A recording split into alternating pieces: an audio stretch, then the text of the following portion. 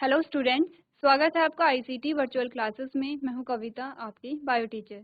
उम्मीद करती हूं आप सभी अच्छे होंगे और स्वस्थ होंगे। क्लास आज हम एक नया चैप्टर स्टार्ट करेंगे जिसका नाम है प्रिंसिपल ऑफ इनहेरिटेंस। आज हम बात करेंगे यहाँ पे कि आपने अभी तक हम पढ़ते चले आए हैं कि अगर कोई प्लांट है तो प्लांट का जो सीड होता है, जो बीज होता है, उससे प्लांट ही बनते हैं। जैसे कि हमने कहा, आप आम के बीज को बोएंगे तो आम का पौधा ही बनेगा। आप किसी गाय के बछड़े को देखते हैं तो गाय का बछड़ा गाय जैसा ही होता है। आप ह्यूमंस को देखते हैं तो हमने कहा जो ह्यूमंस होते हैं उनके बच्चे सेम उन्हीं के जैसे होते हैं। ऐसा क्यों होता है? ऐसा क्या कारण है कि जो यहाँ पे जो नए इंडिविजुअल बन रहे हैं, जो नए ऑफस्प्रिंग हैं, वो सेम अपने पेरेंट जैसे होते हैं। फिर हमने कहा कि यहाँ पे क्या होता है, कोई जो पेरेंट है, पेरेंट के जो ऑफस्प्रिंग है यानी कि संतति है, उसके जो सारे कैरेक्टर होते हैं वो अपने पेरेंट जैसे होते हैं। जैसे कि अगर आप फिजिकल स्ट्रक्चर देखें, सारा सेम होता है। अगर यहाँ पे कुछ कुछ चीज़ें वेरिएशन आती हैं तो हमने कहा वेरिएशन क्यों आ रही है। वेरिएशन जैसे कि हमने कहा कि हमारे कैरेक्टर, हमने कहा फिजिकल कैरेक्टर सारे एक जैसे होंगे। जैसे कि आपका बॉडी स्ट्रक्चर एक जैसा होता है, आपका जो डेवलपमेंट की जो स्टेजेस होती हैं वो सारी एक जैसी होती हैं, उसके बावजूद भी कुछ डिफरेंस यहाँ पे आते हैं। जैसे कि आपने देखा कि आपकी जो शक्ल है वो आपके पेरेंट्स से नहीं मिलती, हूबहू नहीं मिलती है, 100% नहीं मिलती है। क्यों ऐसा होता है कि हमारी जो शक्ल है वो 100% नहीं मिलती है? फिर हमने कहा कुछ कैरेक्टर ऐसे होते हैं जो हमें साफ तौर पर दिखाई देते हैं। जैसे कि हमने कहा, आपको कोई कहता होगा कि आप एकदम अपनी मम्मी के जैसे दिखते हैं। एकदम यानी कि काफ़ी हद तक जो आपकी शक्ल है वो अपनी माँ से मिलती है या अपने पिताजी से मिलती है। या फिर कहते हैं कि आपकी जो नाक है वो आपके पिताजी जैसी। ऐसा क्यों होता है? क्योंकि वो कैरेक्टर आपके पेरेंट्स से आप में आए हैं। तो देखिए होता क्या है, हम 100% अपने पेरेंट जैसे नहीं दिखते हैं। यहाँ पे दिखने की बात हो रही है, तो 100% हम दिखते नहीं हैं, लेकिन फिर भी कुछ कैरेक्टर ऐसे होते हैं कि जो हमारे हमारे पेरेंट्स से मैच होते हैं। अगर स्ट्रक्चर की बात आएगी तो आप हूबहू अपने पेरेंट जैसे होते हैं। जैसे कि आपका बॉडी स्ट्रक्चर, आपका जो बॉडी का स्ट्रक्चर है वो सेम आपके पेरेंट जैसा होगा। आपकी जो डेवलपमेंटल स्टेजेस होती हैं वो सेम आपके पेरेंट जैसे ही होती हैं। यानी कि हमने क्या कहा, जो ह्यूमंस हैं उनका स्ट्रक्चर एक जैसा होगा, उनके बच्चों का स्ट्रक्चर एक जैसा होगा, लेकिन फिर भी उनकी शक्ल में यहाँ पे क्या होते हैं, वेरिएशन आती हैं, चेंजेस आते हैं। आपने देखा नहीं होगा कि कोई हूबहू अपने पेरेंट जैसा होता है। तो ये सारी जो चीज़ें हैं कि यहाँ पे क्या क्या यहाँ पे जो चीज़ें हैं, जो कैरेक्टर हैं वो पास हो रहे हैं, यानी कि आपके पेरेंट्स से आप में कौन से कैरेक्टर पास हो रहे हैं, क्यों पास हो रहे हैं, किस प्रकार से पास हो रहे हैं। फिर हमने कहा कि वेरिएशन भी पाई जा रही है, हम एकदम अपने माता पिता जैसे नहीं दिखते हैं, तो क्यों नहीं दिख रहे हैं। ये सारी चीज़ें हम डिस्कस करेंगे इस चैप्टर में। यानी कि इस चैप्टर में आपको क्या देखना है, आपको ये देखना है कि वो कौन से कैरेक्टर होते हैं, कौन से गुण होते हैं जो एक पीढ़ी से दूसरी पीढ़ी में जाते हैं, वो कौन से गुण होते हैं जो एक पीढ़ी से दूसरी पीढ़ी में नहीं जाते हैं। तो सारी चीज़ें डिस्कस करेंगे। तो आइए चलते हैं स्मार्ट बोर्ड की तरफ और अपना टॉपिक स्टार्ट करते हैं। चलिए, तो हमने कहा कि हमारे जो चैप्टर का नाम है वो है principles of inheritance and variation. जब भी हम कोई चैप्टर स्टार्ट करते हैं तो सबसे पहले हमें क्या करना होता है, हमारे चैप्टर का नाम अच्छे से समझना होता है। आपको यहाँ पे बताया जा रहा है कि आपको कुछ प्रिंसिपल्स यहाँ पे स्टडी करने हैं। कौन से प्रिंसिपल? इनहेरिटेंस के हैं और वेरिएशन के हैं। अभी हमने क्या बात की, हमने कहा इनहेरिटेंस होता है और वेरिएशन होता है। क्या कहा मैंने? कहा कि आपका जो बॉडी स्ट्रक्चर है, आपकी जो संरचना है, आपके शरीर की संरचना जो है, आपके शरीर की जो संरचना है वो सेम कैसे है, आपके पेरेंट जैसे है। ठीक है, कोई कोई गाय का जो बछड़ा है उसकी जो संरचना है वो सेम गाय के जैसी होगी। यहाँ पे जो आम का पेड़ है उसकी जो संरचना है वो किसके जैसी होगी, कि जिस पेड़ की गुठली से उसका क्या हुआ है, ओरिजिन हुआ है। तो क्या होता है, हमने कहा कि इनहेरिटेंस होता है, यानी कि जो कैरेक्टर है वो पास होते हैं।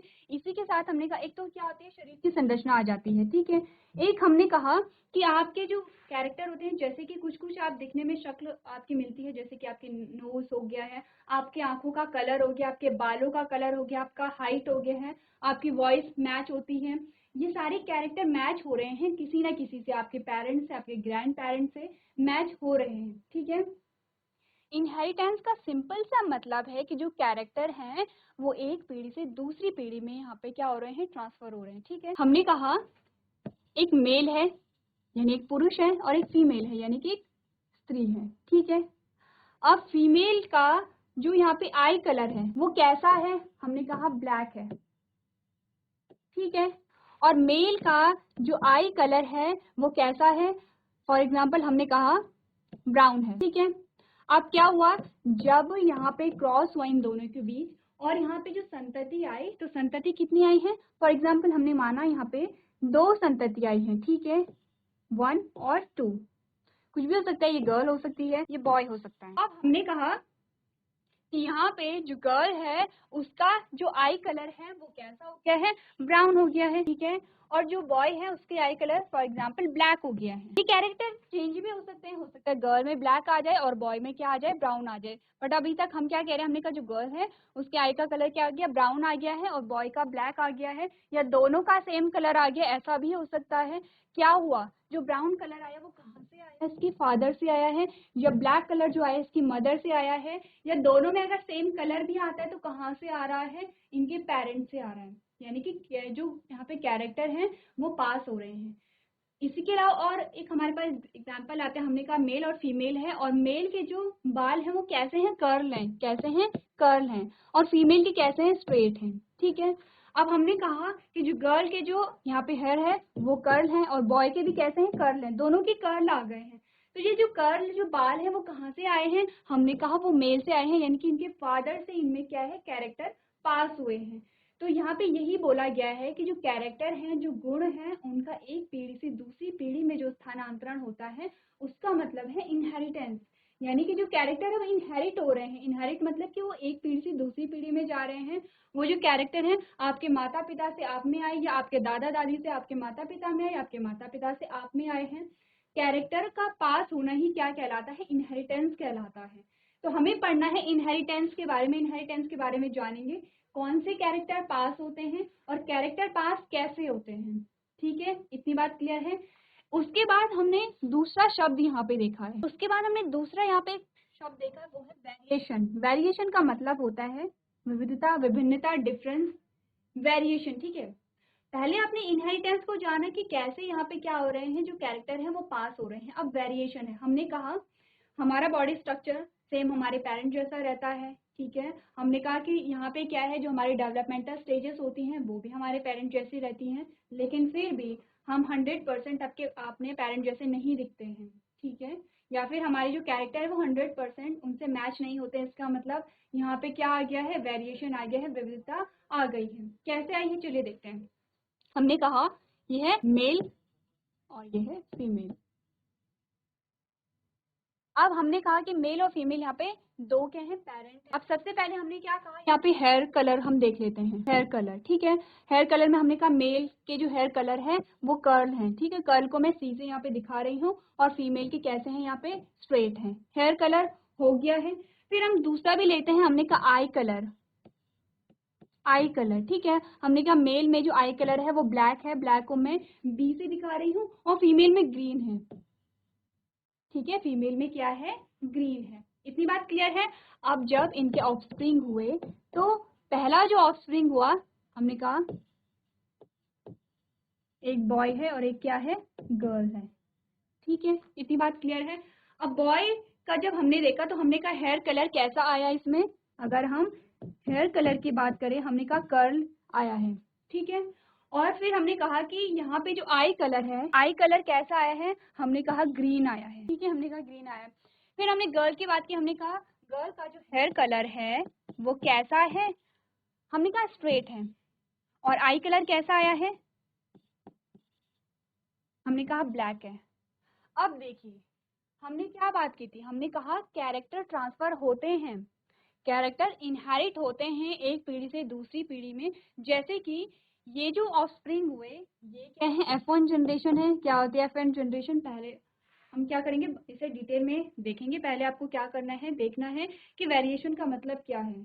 तो हमने क्या बात की यहाँ पे, हमने कहा कि कैरेक्टर जो हैं वो हमारे पेरेंट्स से हमें ट्रांसफर होते हैं, लेकिन वेरिएशन भी होता है। अब वेरिएशन देखिए क्या आ रहा है, अभी तक आपने क्या कॉम्बिनेशन देखा था, आपने कॉम्बिनेशन ये देखा कि जिसका हेयर कलर जिसका जो हेयर कर्ल है, यानी कि घुंघराले जिनके बाल हैं, यहाँ पे मेल क्या था, घुंघराले बालों के साथ क्या आया था, यहाँ पे जो आई का कलर आया था वो कैसा था, हमने कहा ब्लैक आया है, ठीक है, घुंघराले बाल थे और आई का कलर कैसा था, ब्लैक था।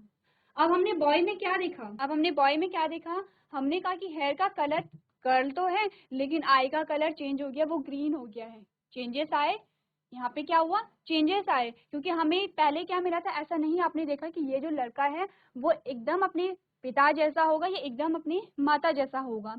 यहाँ पे क्या हुआ, कुछ कैरेक्टर तो पिता से आए, कुछ कैरेक्टर यहाँ पे माता से आए, और जब दो अलग अलग सोर्सेस से यहाँ पे क्या होते हैं, कैरेक्टर आते हैं, तो नए कैरेक्टर यहाँ पे बन जाते हैं। जैसे कि हमने क्या कहा, हमने कहा कि यहाँ पे हेयर कलर और आई का जो कलर है, हेयर टाइप है, ये हेयर कलर नहीं होगा, ये क्या है, टाइप है, हेयर टाइप, ठीक है। जैसे कि हमने कहा कि मेल में क्या था, कर्ल बाल के साथ क्या आ रहा था, यहाँ पे ब्लैक आईज आ रही थी, फीमेल में स्ट्रेट बालों के साथ ग्रीन आईज आ रही थी। अब हमने यहाँ पे देखा तो ये कॉम्बिनेशन बिल्कुल अलग हमारे पास आ गया। हमने कहा कि कर्ल बालों के साथ यहाँ पे ग्रीन आईज आ गई हैं, हमने कहा स्ट्रेट बालों के साथ यहाँ पे ब्लैक आईज आ गई हैं, नए कॉम्बिनेशन मिल गए हैं हमें, ठीक है। इसी को क्या कह रहे हैं, वेरिएशन कहते हैं। यानी कि जो नई पीढ़ी होती है, नई पीढ़ी में जो चेंजेस आते हैं, जो विभिन्नताएं देखने को मिलती हैं, उसे हम कहते हैं वेरिएशन। तो इस चैप्टर में आपने क्या पढ़ना है, अब आप ये समझिए। देखिए, जब भी बात होगी इनहेरिटेंस की, ध्यान रखिए, जब भी क्या होगी, बात होगी इनहेरिटेंस की, तो इनहेरिटेंस का मतलब होगा कि आप पढ़ रहे हैं, आप क्या कर रहे हैं, यहाँ पे जो हमारा जेनेटिक मटेरियल है उससे रिलेटेड आप यहाँ पे स्टडी कर रहे हैं। चलिए, तो जब भी हमने क्या बात की, हमने कहा जब भी इनहेरिटेंस का नाम आएगा, इसका मतलब है कि हम यहाँ पे कुछ जेनेटिक मटेरियल से रिलेटेड कुछ पढ़ने वाले हैं। उससे पहले आपको एक शब्द समझना है, वो है जेनेटिक। जेनेटिक यानी कि आनुवांशिकता। आपने नाम सुना होगा, जेनेटिक का मतलब है आनुवांशिकता। आनुवांशिकता का मतलब है कि जो यहाँ पे, आनुवांशिकता का मतलब है कि वो चीज जो आनुवांशिक है, जो जन्म से है, जिसका रिलेशन हमारे जेनेटिक मटेरियल से है, ठीक है। क्या बात हुई है कि जेनेटिक्स का मतलब है कि ये रिलेटेड है जेनेटिक मटेरियल से, ठीक है। हमने कहा आनुवांशिक का मतलब क्या है, जैसे कि आपने कभी सुना होगा कि उसे ये बीमारी है लेकिन ये आनुवांशिक है, ठीक है। जैसे कि आपने बहुत बार ऐसी चीजें सुनी होंगी। तो आनुवांशिक का मतलब होता है जो चीज जन्म से है, और जन्म से क्या चीजें होती हैं, जो कि हमारे जेनेटिक मटेरियल से रिलेटेड होती हैं। जैसे कि अगर हम बात करें लैंग्वेज की, यानी कि भाषा की अगर हम बात करें, तो हमने कहा कि भाषा यहाँ पे क्या होती है, ऐसा नहीं होता है कि हमारे जो जीन्स हैं उनमें एकदम जो लैंग्वेज है वो एकदम फिक्स होती है, ऐसा नहीं होता है। क्यों ऐसा नहीं होता है, हम ऐसा कैसे कह सकते हैं, क्योंकि आपने देखा होगा कि अगर कोई बच्चा गांव में है तो वो गांव की ही भाषा बोलता है। जैसे कि अगर वो गढ़वाल में तो वो गढ़वाली बोलेगा, वो कुमाऊं में है तो वो कुमाऊनी बोलेगा, अगर वो कहीं शहर में रहता है तो वो वहीं की लैंग्वेज बोलेगा, वो शहर की लैंग्वेज बोलेगा। वो याद, अगर उसके घर में हिंदी बोली जा रही है, उसे हिंदी सिखाया गया तो वो हिंदी बोलता है, उसे इंग्लिश सिखाई जाती है वो इंग्लिश बोलता है। यानी कि आप बच्चे को जो भी लैंग्वेज सिखाते हैं, बच्चा वही लैंग्वेज बोलता है।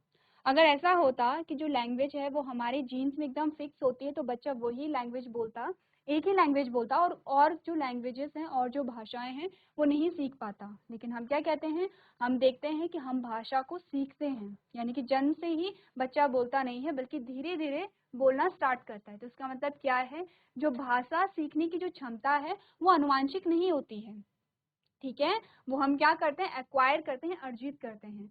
तो आपने दो चीजें सुनी होंगी, एक होता है एक्वायर होता है और एक होता है इनबॉर्न, यानी कि जो जन्म से आपके पास है और जो आप अर्जित करते हो, जो आप एक्वायर करते हो। तो जो जन्म से आपके पास है उसे हम कहते हैं आनुवांशिक। आनुवांशिक यानी कि आप के जो वंशज हैं, वंशज यानी कि आपके जो पूर्वज हैं, जो उनसे जो चीजें आपको मिली हैं उन्हें हम क्या कहते हैं, आनुवांशिक कहते हैं। और आनुवांशिक से मतलब है कि ये हमारे जेनेटिक मटेरियल से रिलेटेड है, ठीक है। अब जेनेटिक मटेरियल जब भी आप सुनते हैं तो आपके माइंड में एक ही शब्द आता है, वो है डीएनए।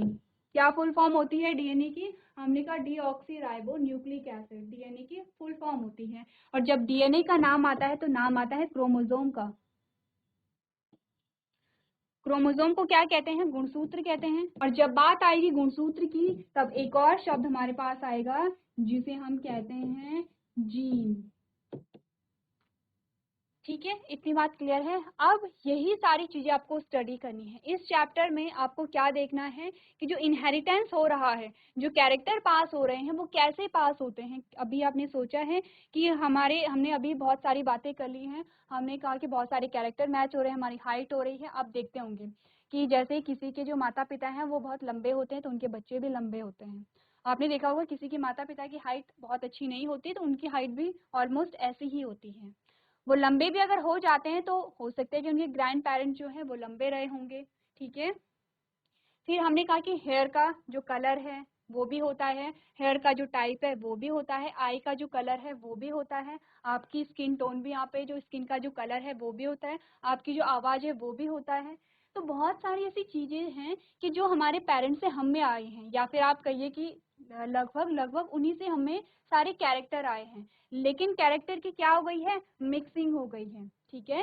कैरेक्टर की कैसे मिक्सिंग हुई, हमने कहा कि सारे कैरेक्टर हमारे पास हमारे पिता के नहीं है, सारे कैरेक्टर हमारे पास हमारे माता के नहीं है, बल्कि दोनों के हैं। तो हमने क्या बात की, जब आपने रिप्रोडक्शन पढ़ा है, इससे पहले हमने रिप्रोडक्शन जो चैप्टर है वो डिटेल में जाना, और डिटेल में जाना तो हमने क्या बात की अभी तक, देखिए हमने बात की है मेल गैमीट होता है। अब क्या नाम होता है मेल गैमीट का, ये आपको ध्यान रखना है। अगर आपको याद नहीं है तो आप अपने नोट्स को देखेंगे और देखेंगे मेल गैमीट को हमने क्या कहा था। नेक्स्ट है फीमेल गैमीट, ठीक है। अब गैमीट के फॉर्मेशन को हमने क्या कहा था कि जो गैमीट के जो निर्माण की प्रक्रिया है उसे क्या कहा था, गैमीटोजेनेसिस कहा था। अब मेल गैमीट अगर बन रहा है तो उसका कुछ और नाम है, अगर फीमेल गैमीट अगर बन रहा है तो उसका कुछ और नाम है, ठीक है। इतनी बात क्लियर है। गैमीट यहाँ पे बन गए, हमने कहा गैमीट का जब फॉर्मेशन हो गया है, अब क्या होगा, फर्टिलाइजेशन होगा। आपने क्या पढ़ा था, आपने रिप्रोडक्शन के बारे में पढ़ा था, और रिप्रोडक्शन के हमारे पास 3 फेजेस आए थे। कौन कौन से आए थे, हमने कहा था प्री फर्टिलाइजेशन फेज, यानी कि निषेचन से पूर्व की अवस्था में क्या बन रहे हैं, गैमीट बन रहे हैं, जो कि यहाँ पे बन गए हैं। अब सेकंड जो स्टेज आएगी, हमने कहा वो है फर्टिलाइजेशन फेज, जिसमें क्या होता है, दोनों जो गैमीट हैं वो फ्यूज हो जाते हैं, संलयित हो जाते हैं, साधारण भाषा में कहेंगे तो वो मिक्स हो गए हैं, ठीक है। मिक्स हो गए हैं, मिक्स हो गए हैं तो क्या इन्होंने बना दिया है, जाइगोट इन्होंने बना दिया है, ठीक है। इतनी बात क्लियर है, क्या बनाया, जाइगोट बना दिया है। अब जब जाइगोट बना दिया है तो यहीं से आपको समझना है कि कैसे कैरेक्टर की मिक्सिंग होती है। अभी आप ये भी जानेंगे, अभी आप इनहेरिटेंस के बारे में जान रहे हैं और आप वेरिएशन के बारे में भी जान रहे हैं। तो जब हमने रिप्रोडक्शन पढ़ा था और आपने देखा था कि लैंगिक और अलैंगिक जनन में आपने एक विभेद ये भी देखा था कि जो लैंगिक जनन होता है उनमें वेरिएशन पाया जाता है, विविधताएं पाई जाती है, लेकिन अलैंगिक जनन में यहाँ पे विविधता नहीं पाई जा रही, या ना के बराबर पाई जा रही। क्यों, क्योंकि वहाँ पे एक ही पेरेंट है, वहाँ पे क्या है, सिर्फ एक ही पेरेंट है, और यही पेरेंट क्या हो रहा है, नई संतति कोशिका को बना रहा है या नए इंडिविजुअल को बना रहा है। यहाँ पे जेनेटिक मटेरियल सेम कौन सा होगा, इसका ही होगा, यहाँ पे विविधता नहीं पाई जा रही है, ठीक है। लेकिन अगर हम बात करें यहाँ पे लैंगिक जनन की, हमने क्या कहा, गैमीट जब बनते हैं तो क्या होता है, नंबर ऑफ क्रोमोसोम यानी कि गुणसूत्र का नंबर आधा हो जाएगा, यानी कि 23 क्रोमोसोम होंगे, जिसे हम एन से डिनोट करते हैं, एन यानी कि हैप्लॉइड है, और यहाँ पे भी 23 होंगे, ये भी क्या होगा, हैप्लॉइड होता है। अब क्या हो गया, n प्लस एन कितना होता है, 2n हो गया है, और 2n को ही हम क्या कहते हैं, हमने कहा 46 क्रोमोसोम यहाँ पे आ गए हैं। तो आपको ये पता होगा कि जो ह्यूमन बॉडी होती है उसके हर सेल में 46 क्रोमोसोम प्रेजेंट है, ठीक है। क्या है, 46 क्रोमोसोम होते ही होते हैं। अब आपके पास जो 46 क्रोमोसोम हैं वो आपके अपने नहीं हैं। क्यों नहीं है, क्योंकि आपके जो 23 क्रोमोसोम हैं वो आपके फादर से आए हैं, और 23 क्रोमोसोम आपकी मदर से आए हैं। यानी कि जो आपके क्रोमोसोम का स्रोत है वो 2 अलग अलग स्रोत हैं, ठीक है। और हम बार बार कहते हैं कि आपने 2 अलग अलग कलर को जब मिक्स किया तो तीसरा कलर आपके पास आ जाता है। क्यों, क्योंकि मिक्सिंग हो रही है, क्योंकि प्योर फॉर्म में कोई भी चीज नहीं है, ना ही प्योर फॉर्म में आपके, ऐसा भी नहीं है कि आपके फादर के सारे क्रोमोसोम आपके पास आ गए हैं और आपकी मदर के सारे क्रोमोसोम आ गए हैं, दोनों जगह से हाफ हाफ आए हैं, यानी कि ये भी क्या है, स्रोत है, और ये भी क्या है, स्रोत है। हो गई है मिक्सिंग कैरेक्टर की। अब जब 2 अलग अलग कैरेक्टर मिक्स होंगे तो कुछ नया बनाएंगे, और कुछ नया बनाएंगे तो आ जाएगा वेरिएशन। इतनी बात क्लियर है कि यहाँ पे वेरिएशन कैसे आता है। इनहेरिटेंस को आप समझते हैं, आपने सुना है कि कैरेक्टर पास होते हैं, आपने सुना है कि ये अपनी माँ जैसी दिखती हैं, ये अपने पिता जैसे दिखते हैं, लेकिन मैं बार बार कह रही हूँ, हमने 2 चीजें कही थी। हमने कहा था कैरेक्टर पास होते हैं, लेकिन फिर भी हम 100% अपने पेरेंट जैसे नहीं दिखते हैं, या फिर 100% हमारे जो यहाँ पे हमारा व्यवहार होता है वो हमारे पेरेंट जैसा नहीं होता है। यहाँ पे विविधता भी पाई जाती है, इसीलिए दोनों चीजें हम पढ़ रहे हैं। हम देख रहे हैं कि कैरेक्टर पास हो रहे हैं, और हम देख भी रहे हैं कि यहाँ पे विविधता आ रही है। अब विविधता कैसे आई है ये भी आपने देख लिया। तो हमने इस चैप्टर में ये देखना है कि कैसे यहाँ पे कैरेक्टर पास हो रहे हैं और कैसे यहाँ पे वेरिएशन आ रही है। इसी के साथ हमने क्या कहा कि आपको क्या करना है, जो जेनेटिक मटेरियल हमने कहा है वो क्या है, डीएनए है। अब हमने कहा कि डीएनए में क्या आते हैं, क्रोमोसोम होते हैं, क्रोमोसोम से मिलकर के क्या बना है, डीएनए बना है। और क्रोमोसोम में भी क्या होती है, एक चीज होती है, जीन होती है, जिसे आपने अच्छे से स्टडी करना है। तो चैप्टर स्टार्ट करने से पहले हम क्या बात करेंगे, देखिए जब भी आप जेनेटिक्स पढ़ते हैं, जेनेटिक्स क्या है, बायोलॉजी की एक शाखा है, एक ब्रांच है, जिसके अंदर आप क्या पढ़ते हैं, इनहेरिटेंस को पढ़ते हैं और वेरिएशन को पढ़ते हैं। ठीक है, यानी आनुवांशिकता को आप पढ़ेंगे उसमें से, और आप देखेंगे कैसे विविधता आई है। तो जब भी आप जेनेटिक को पढ़ेंगे तब आप क्या करेंगे, कुछ इंपॉर्टेंट टर्म्स होते हैं, उन्हें आप सबसे पहले स्टडी करेंगे, जिनमें आपने क्या क्या देखना है। देखिए सबसे पहले हम बात करेंगे जीन की। ठीक है, आप डीएनए को समझते हैं, हम कहते हैं हमारा जेनेटिक मटेरियल क्या है, डीएनए। ठीक है, यानी कि डीएनए ही वो चीज है जिसके द्वारा जो हमारे कैरेक्टर हैं वो एक पीढ़ी से दूसरी पीढ़ी में ट्रांसफर होते हैं, यानी कि डीएनए ही ट्रांसफर हो रहा होगा। ठीक है, और डीएनए हमने कहा कि क्रोमोसोम से मिलकर के बने होते हैं। ठीक है, क्रोमोसोम होंगे और क्रोमोसोम से मिलकर के डीएनए बना होता है। और हमने कहा कि क्रोमोसोम में भी क्या होते हैं, यहाँ पे जीन्स होते हैं। इतनी बात क्लियर है। उसके बाद हम पढ़ेंगे एलील के बारे में कि एलील क्या होते हैं। नेक्स्ट हम देखेंगे जीन लोकस क्या होता है।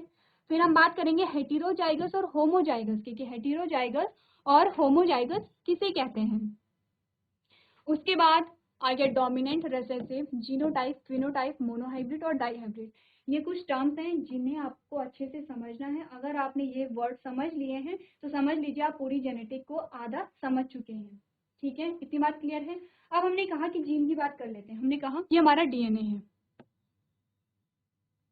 ठीक है, इतनी बात क्लियर है।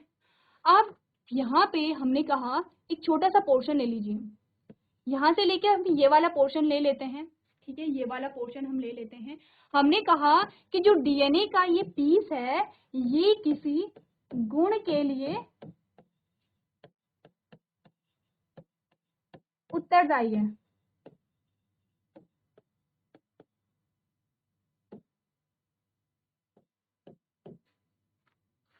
क्या बात की, मैंने कहा डीएनए, हाँ आपको पता है कि डीएनए क्या होता है, पूरा पैक होता है। ये पूरी डीएनए का क्या है, डबल हेलिक्स स्ट्रक्चर हमने देखा। अब डीएनए के एक पार्ट हमने लिया, एक छोटा सा पीस हमने देखा। हमने कहा डीएनए का छोटा सा पार्ट जो किसी गुण के लिए, किसी कैरेक्टर के लिए रिस्पॉन्सिबल है, उसे हम क्या कह देते हैं, जीन कह देते हैं। देखिए क्या बात हमने की है, हमने कहा Mendel use the term factor for a gene. ये बात हम अभी करेंगे, पहले आपको सिर्फ जीन को समझना है। A gene is the unit of DNA responsible for appearance and inheritance of character. Gene क्या है, वो इकाई है डीएनए की, या डीएनए का वो पार्ट है जो किसी भी कैरेक्टर के लिए, किसी भी गुण के लिए उत्तरदायी होता है और वो इनहेरिट होता है। ठीक है, वो क्या करेगा, इनहेरिट होगा। तो हमने कहा, हम कह सकते हैं कि जीन क्या है, जीन डीएनए का एक पार्ट है जो किसी गुण के लिए उत्तरदायी है, किसी गुण के लिए रिस्पॉन्सिबल है। फॉर एग्जाम्पल हम मान लेते हैं ये जो हमने पीस देखा है, ये जो पार्ट हमने देखा यहाँ से लेके यहाँ तक, ये आई कलर के लिए रिस्पॉन्सिबल है। हमारी आंखों का जो कलर है वो उसके लिए कौन उत्तरदायी है, ये डीएनए का पार्ट रिस्पॉन्सिबल है। तो यहाँ पे डीएनए में जितने भी यहाँ पे ऐसे पार्ट दिखाई देंगे कि जो किसी गुण के लिए रिस्पॉन्सिबल है, जो किसी कैरेक्टर को क्या कर रहे हैं, वहां पे किसी कैरेक्टर को कंट्रोल कर रहे हैं, या किसी कैरेक्टर के लिए रिस्पॉन्सिबल हैं, या किसी कैरेक्टर को ऑपरेट कर रहे हैं, उसे हम क्या कहेंगे, जीन कहेंगे। अब आपको ध्यान देना है और अच्छे से याद रखना है क्योंकि जीन इंपॉर्टेंट है। तो अभी तक क्या समझे आप, क्या है जीन, हमने कहा जीन क्या है, डीएनए की इकाई है। ठीक है, डीएनए का एक छोटा सा पार्ट है, वो पार्ट जो किसी गुण के लिए उत्तरदायी है। अब आपने देखा हमारी बॉडी में बहुत सारे कैरेक्टर होते हैं। ठीक है, बहुत सारे कैरेक्टर होते हैं और हर एक कैरेक्टर के लिए यहाँ पे जीन उत्तरदायी होता है।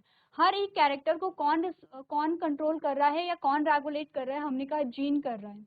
अगर आपकी आंखों का कलर ब्लैक है तो उसके लिए कौन उत्तरदायी है, कोई जीन उत्तरदायी है। अगर आपके बालों का कलर ब्राउन है तो उसके लिए कौन उत्तरदायी है, जीन उत्तरदायी है। इतनी बात क्लियर है। चलिए, सो क्लास आज आपने चैप्टर का इंट्रोडक्शन देखा और आपने जाना कि इनहेरिटेंस किसे कहते हैं और वेरिएशन किसे कहते हैं। तो नेक्स्ट हमारा लेक्चर होगा, उसमें सारे टर्म्स को हम यहाँ पे डिस्कस करेंगे। आपको क्या करना है, घर से एक बार रीड करके आना है, पढ़ के आना है। तो आज के सेशन में हम इतना ही करेंगे। अभी तक क्लास में बने रहने के लिए आपका धन्यवाद।